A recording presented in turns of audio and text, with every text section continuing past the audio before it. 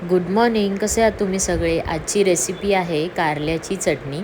तर कारली मी स्वच्छ धुवून घेतली आहेत. मधले त्याच्या ज्या बिया आहेत त्या काढून घेतलेल्या आहेत आणि बारीक चिरून त्यामध्ये थोडंसं मीठ घालून कारल्याला पाणी सुटेल असं व्यवस्थितपणे मळून घेतलं आहे. थोडं पाणी सुटू द्यायचं आहे, कारण मग हे पाणी जर आपण काढलं नाही तर भाजी कडू होते आणि हा काढा म्हणून आपण पिऊ शकतो. म्हणजे ते पाणी आपण फेकायची गरज नाही आहे.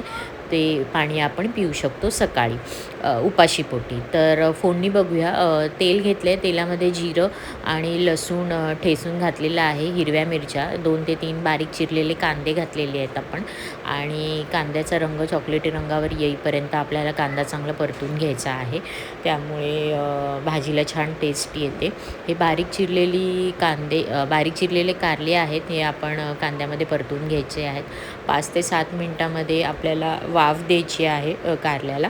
मिठामध्ये कारले मळून घेतले, त्यामुळे ते लगेचच शिजून जातात, मऊ होतात. सोबतच ओलं खोबरं आणि कोथिंबीर घातलेली आहे मी.